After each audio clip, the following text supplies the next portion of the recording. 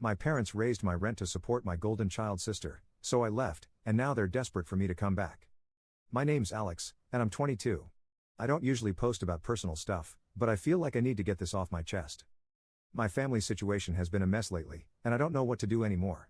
Maybe hearing some outside perspectives will help me figure things out. So here goes. I'm currently in college, studying software design.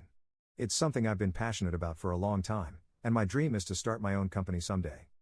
I work part-time as a junior developer to save up money for my future while also covering my personal expenses.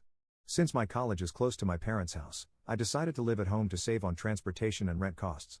But let me make this clear. I'm not freeloading. I pay my parents $550 every month to contribute to rent and other household expenses. I figured it was fair because it's probably what I'd spend if I lived with roommates, so why not help out my family instead? Things were going fine, or at least as fine as they could be living with my parents. Don't get me wrong. My relationship with them has always been a little complicated. It's pretty obvious they have a favorite child. My older sister, Rachel, is the golden child of the family. She's 23, married, and has 2 kids. Growing up, she was always the one who got into trouble. Skipping school, getting into fights, breaking curfews, you name it, Rachel did it. But no matter what she did, my parents always had her back. Meanwhile, I've been the one who tries to follow the rules, work hard, and stay out of trouble, yet I never get the same level of support or attention. Anyway, about a year ago, Rachel moved out with her husband and kids after borrowing money from my parents and her in-laws to start a business. She claimed it was this big opportunity in construction, and she even bought a house. I was skeptical, but I figured, hey, maybe this time she's actually serious about taking responsibility. Fast forward to now, and surprise, surprise, she's back. She showed up at my parents' house with her entire family, claiming she just needs to stay for a while until a massive payout from her business comes through. She's talking about $1 million and promising to buy our family a mansion in some rich neighborhood once she gets the money. My parents are eating it up like it's gospel, hanging on to every word she says. Here's the problem. While Rachel and her family live here rent-free, I'm still expected to pay my $550 every month. And guess how much Rachel is paying? Yep. Zero. Nada. Zilch. My parents don't seem to care that she's contributing nothing. It's like they're blind to the fact that she's been leeching off everyone around her, her entire life. Meanwhile, the house has turned into complete chaos. Rachel's 2 kids are adorable, but they're toddlers, so they're naturally loud and messy. They've taken over the living room with their toys, and it's impossible to find any peace and quiet. I've tried setting up my workspace in my room, but even that isn't safe. The kids burst in constantly, and Rachel doesn't even try to stop them. She just laughs it off like it's no big deal. Her husband isn't much better. He leaves their mess everywhere, from dirty dishes in the sink to laundry piling up in the hallway. What really gets to me is that Rachel and her husband act like they own the place. They've completely taken over the kitchen. And if I so much as ask for a turn to cook, I get eye rolls and passive-aggressive comments about how family shares everything. Yeah. Except, apparently, they don't share in paying for anything. I tried talking to my parents about it, but they just brushed me off. My mom told me I need to understand that Rachel is going through a tough time and that family helps family. When I asked if Rachel was going to start pitching in for rent or groceries, she got defensive and told me not to bring it up again. At this point, I feel like a stranger in my own home. I work hard to save money and plan for my future, but it feels like none of that matters to my parents. All they care about is Rachel and her business that may or may not even exist. It's like they're living in this fantasy world where Rachel is some kind of self-made millionaire, and I'm just here to foot the bill while they wait for her big payday. I thought about moving out, but the idea stresses me out. Rent is expensive, and I don't have a huge income. My part-time job pays decently, but between tuition, bills, and trying to save for my future, there's not a lot left over. Plus, I feel like moving out would be admitting defeat. Why should I have to uproot my life because Rachel refuses to take responsibility? It's not fair. I guess what I'm trying to figure out is whether I'm in the wrong here. Should I suck it up and pay more to keep the peace, or am I right to feel like this is completely unfair? I've always been the type of person who avoids conflict, but this situation is pushing me to my limit. I'm tired of being the one who always has to compromise while Rachel gets a free pass. So, yeah, that's my current dilemma. I feel stuck between wanting to stand up for myself and not wanting to make things worse with my family. If anyone's been in a similar situation, I'd love to hear how you handled it. I'll keep you all updated on what happens next. Thanks for reading. Update 1 point. Hey, again. It's Alex. So like I said in the first post, I've been trying to figure out how to handle all this mess with my family. Things were already tense, but recently, it's gone from bad to worse. Honestly, I don't even know where to begin. Last week, my mom came into my room, acting like she was just checking in on me, but I could tell something was up. She started with small talk, asking how work was going, but then quickly shifted the conversation. She said something like, "You know, Alex, since Rachel and her family are staying with us now, the household expenses have gone up a lot." I could feel where this was heading, but I didn't say anything yet. Then she hit me with it. "We're going to need you to pitch in a bit more to help cover everything." I couldn't believe what I was hearing. I mean, I've been paying my share, more than my share, for years. I've never once asked for a free ride or complained about my contributions. Meanwhile, Rachel and her husband aren't paying for anything, and they've practically taken over the house. So I asked her straight up, "What about Rachel? Is she going to start paying rent too?"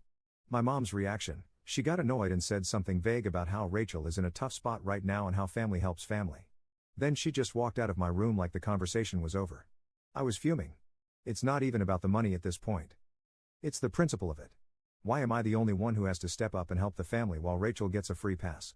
The next day, my dad backed her up. Over breakfast, he casually mentioned that I should consider contributing more since we're all in this together. I tried to argue my case, but he cut me off before I could even finish. He just got up, said, "Think about it," and walked away. I glanced over at Rachel, hoping for some kind of support or acknowledgement, but she just looked at me and kept eating like nothing was happening. Later that night after I got home from work, I decided I needed to confront my mom again. I told her I couldn't afford to pay more than I already was. Between tuition, bills, and saving for my future, I was stretched thin as it was. But she didn't care. She started going on about how I needed to sacrifice for the family and how Rachel has kids to take care of. Like, yeah, I get that she has kids, but she's also an adult. Why is it suddenly my job to support her family? Since then, my parents have been giving me the cold shoulder.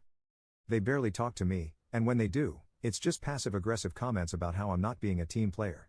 Rachel, of course, hasn't said a word about it. She just sits back, letting me take all the heat while she continues to live rent-free. Her husband hasn't been much better. He started making little remarks like, "It must be nice to have so much money saved up," or "I wish we had the luxury of focusing on ourselves like you do." I almost laughed the first time he said that because, seriously, what luxury? I've been busting my ass to save every penny while he and Rachel contribute absolutely nothing. What really stings is how little my parents seem to care about everything I've been doing. I've been working hard, staying out of trouble, and paying my way, but none of that seems to matter to them. Meanwhile, Rachel screws up constantly, and they bend over backward to support her. It's like no matter what I do, I'll never measure up to her in their eyes. The breaking point came a few days ago. I was sitting in my room trying to get some studying done when my mom barged in without knocking. She dropped a toddler bed in the corner of my room and said, "We're going to set this up in here for the kids. They need more space." I was stunned. My room is the one place and the toddler is supposed to be mine. This is my room. Trying to turn it into a grocery. You can't just decide to take it over. She just rolled her eyes and said, "Don't be dramatic, Alex. It's not a big deal." I stood my ground though. And eventually, she stormed out, muttering something about how selfish I was. The next day, things escalated even more. I came home from work to find Rachel's husband going through my desk drawers. When I asked him what he was doing, he just smiled and said, "Oh, I was looking for a pen." A pen? There's an entire drawer full of pens in the kitchen, but he decided to invade my personal space instead? It felt so disrespectful. But when I brought it up to Rachel, she just shrugged and said, "He didn't mean anything by it." I tried to let it go, but later that night, I overheard Rachel talking to my parents. She was saying something about how I need to be more supportive and how it's time for Alex to step up and help the family. My blood was boiling. Not only was she freeloading, but now she was trying to guilt-trip me into giving up even more of my money and my space for her. That's when I realized I couldn't do this anymore. I've spent my whole life trying to be the good kid, thinking that if I worked hard enough, my parents would finally see my worth. But I've finally accepted that it's never going to happen. They'll always choose Rachel, no matter how much she screws up or how much I succeed. I started looking at apartments that night. It wasn't an easy decision. I don't have a ton of money, and I know moving out will make things even more strained with my family. But I can't keep living like this. I'm tired of being treated like a second-class citizen in my own home.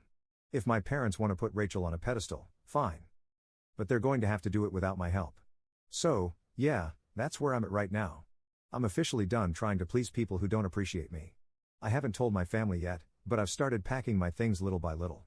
I don't know what their reaction will be when they find out. But at this point, I don't really care. I just want to get out and start living my own life. Thanks for listening, everyone. I'll update you soon with what happens next. Wish me luck. Update 2.0. Hey. It's Alex again.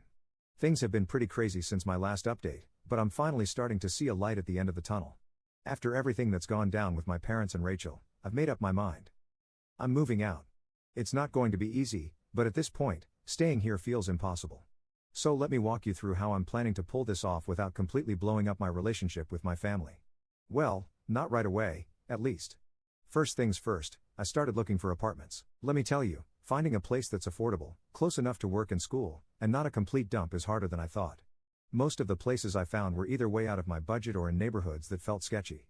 I didn't want to rush into anything, but I also knew I couldn't stay in my parents' house much longer without losing my mind. Every day, the tension was getting worse. My mom kept dropping hints about how things are tight right now and how we all need to make sacrifices. Rachel, of course, was completely oblivious. She and her husband were busy turning the house into their personal playground, and I was just trying to stay out of their way. Eventually, a friend of a friend came through for me. They knew someone, a guy named Jake, who was looking for a roommate. Jake had just rented a small 2-bedroom apartment and needed someone to split the rent and bills. I was skeptical at first.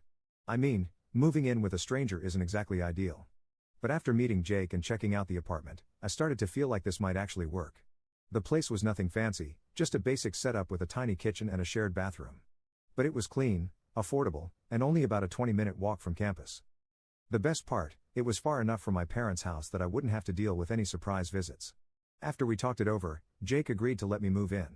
We settled on splitting everything 50-50, which would bring my share of the rent to around $400 a month, less than what I've been paying my parents. Even with bills and groceries added in, I'd still be saving money compared to what I'm dealing with now. It felt like a no-brainer.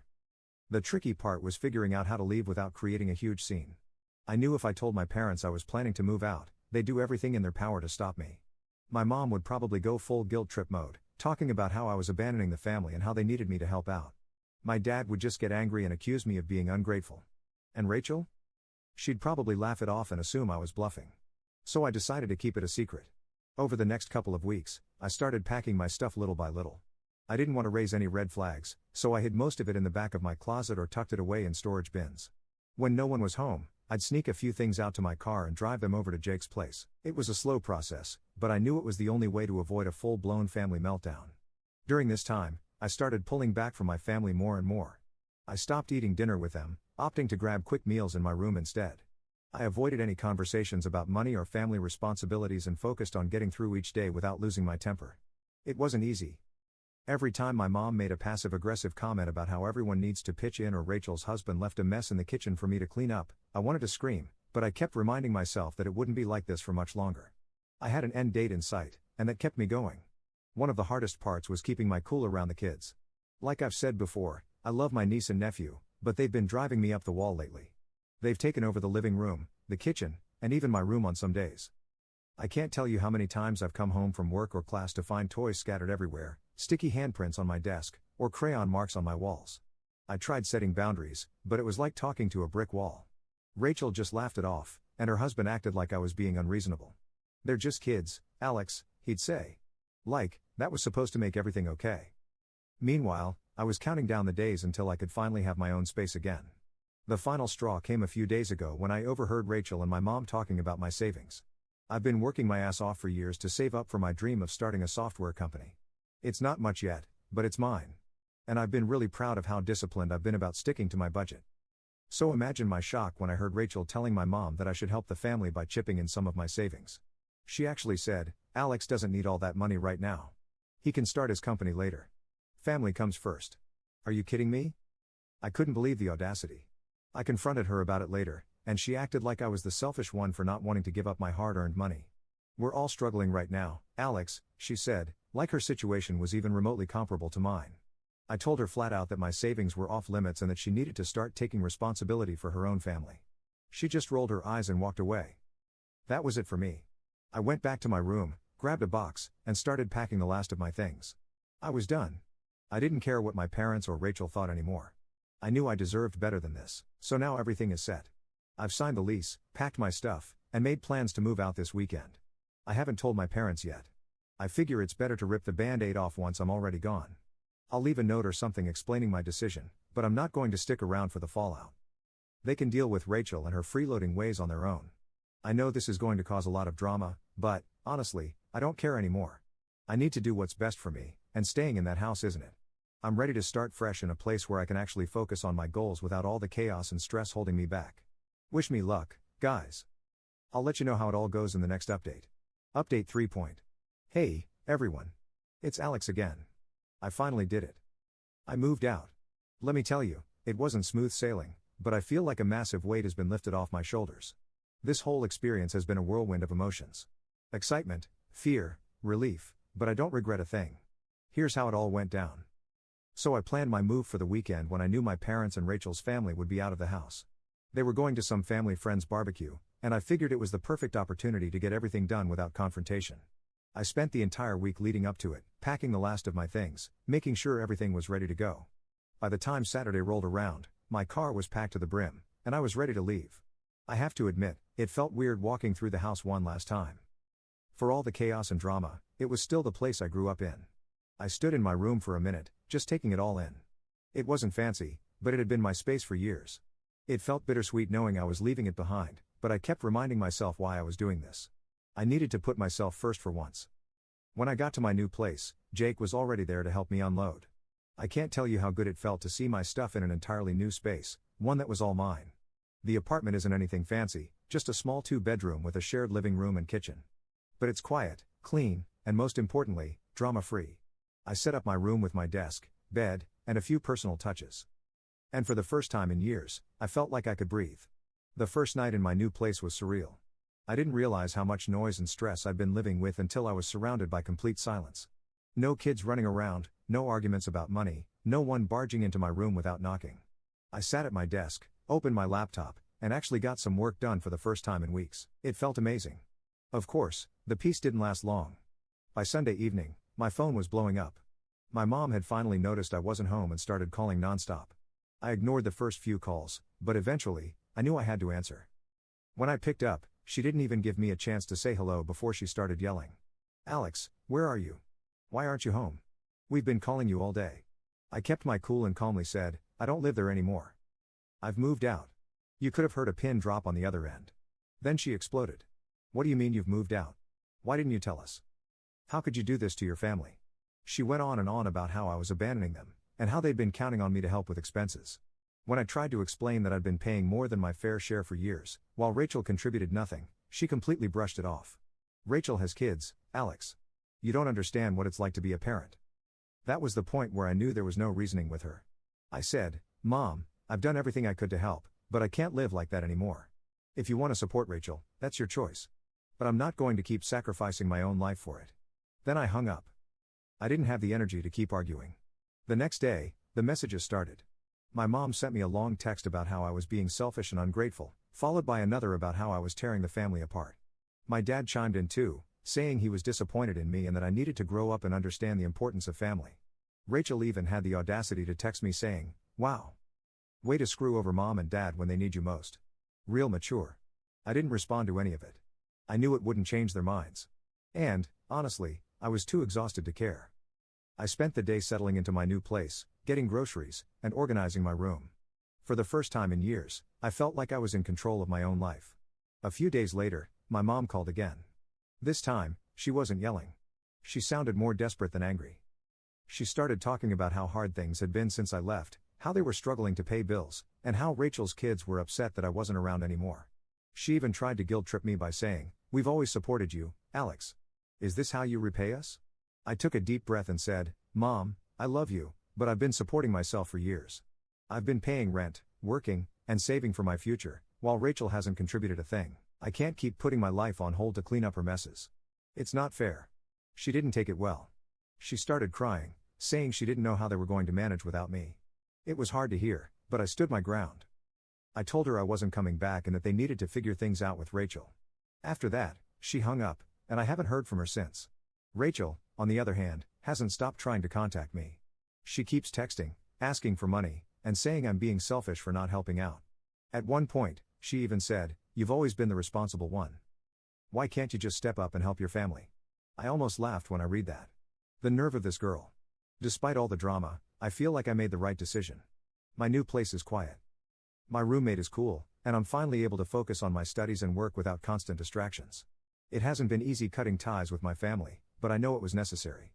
I can't keep sacrificing my own happiness and future for people who don't appreciate me. So, yeah, that's where I'm at now. I don't know what the future holds, but for the first time in a long time, I feel hopeful. Thanks to everyone who's been following my story and offering advice. It's helped more than you know. I'll probably post one final update soon to let you all know how things turn out. Final update. Hey, everyone. It's Alex again, and this will probably be my last update. It's been a couple of weeks since I moved out, and honestly, I feel like a completely different person. The fallout from my decision hasn't been pretty, but it's also shown me who my family really is and who I am when I'm not living under their constant judgment. So let's dive into how things have been since I left. First off, my mom's reaction hasn't changed much. After her initial meltdown when I told her I was moving out, she switched into full-on guilt trip mode. The text kept coming every single day filled with dramatic statements like, "How could you leave us in this situation? And don't you care about your family?" At one point, she even said, "We sacrificed so much for you, Alex, and this is how you repay us?"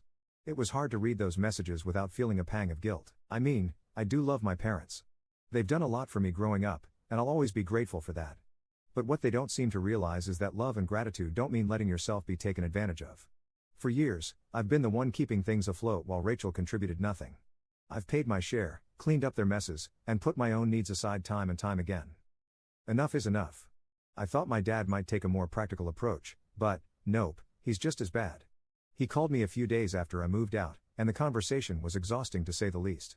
He started off calm, asking me why I felt the need to leave without talking to them first. I explained as clearly as I could that I was tired of being treated like a second-class family member. I told him that I'd been paying rent for years, doing my part, and that it wasn't fair for them to expect me to shoulder even more of the financial burden while Rachel got a free pass. His response? "Alex, you need to understand that Rachel's in a tough spot. She's trying to get her life together. And as her brother, it's your job to support her. Family sticks together." I couldn't believe it. I said, "Dad, Rachel's been in a tough spot her entire life because you and Mom never hold her accountable for anything. I'm done cleaning up her messes. If you want to keep enabling her, that's your choice. But I'm not going to be part of it anymore." That didn't go over well. He accused me of being selfish, of abandoning the family, and even of turning my back on Rachel's kids. That one hurt the most because I do care about my niece and nephew. They're just kids, and none of this is their fault. But it's not my job to sacrifice my future for them, especially when their own parents refuse to step up. Speaking of Rachel, she's been blowing up my phone too. Her messages are a mix of guilt-tripping and outright demands. One minute, she's saying, "I can't believe you'd leave Mom and Dad in the lurch like this." And the next, she's asking for money to help get back on her feet. At one point, she even sent me this long message about how I've always been the responsible one and how it's my duty to help her out because that's what family does. I didn't respond to any of it. Honestly, what's the point? Rachel has spent her entire life avoiding responsibility, and I'm not going to be the one to bail her out again. If she wants to turn her life around, great, but she's going to have to do it without my help. On the flip side, life in my new apartment has been amazing. It's small, sure, but it's quiet and peaceful, and I finally feel like I have space to breathe. Jake, my roommate, has been super chill. We split the bills and groceries evenly. And there's no drama, no guilt trips, no ridiculous expectations. I've been able to focus on my work and studies for the first time in what feels like forever. I even finished a big project for my software design class last week, something I probably couldn't have done if I was still living at home. The best part? I've started to feel like myself again. For so long, I was stuck in this cycle of trying to prove my worth to my parents, hoping that if I worked hard enough or contributed enough, they'd finally see me as equal to Rachel. But now I realize that's never going to happen, and that's okay. Their favoritism says more about them than it does about me. I don't need their approval to live my life or chase my dreams. I've been talking to a couple of close friends about everything, and their support has been a lifesaver. They've helped me see that setting boundaries isn't selfish. It's necessary. Just because someone is family doesn't mean they have the right to take advantage of you. That's a hard lesson to learn, but I'm glad I finally did. As for my parents and Rachel, I've decided to go low contact for now. I still check in with my mom occasionally to let her know I'm okay, but I keep the conversations short and steer clear of any topics related to money or Rachel. It's not perfect, but it's what I need to do to protect my sanity. Maybe one day things will get better. But for now, I'm focusing on myself. So what's next for me? I'm going to keep saving up for my dream of starting a software company. I don't know how long it'll take or what challenges I'll face along the way. But for the first time in a long time, I feel hopeful. I know I have the skills and determination to make it happen. And without the constant stress of my family weighing me down, I feel like anything is possible. To everyone who's followed my story and offered advice, thank you. Your support has meant the world to me, and it's helped me see that I'm not alone in dealing with toxic family dynamics. If you're in a similar situation, please know that it's okay to stand up for yourself. You deserve to be treated with respect, and sometimes, the best thing you can do is walk away. This is Alex, signing off. Here's to new beginnings.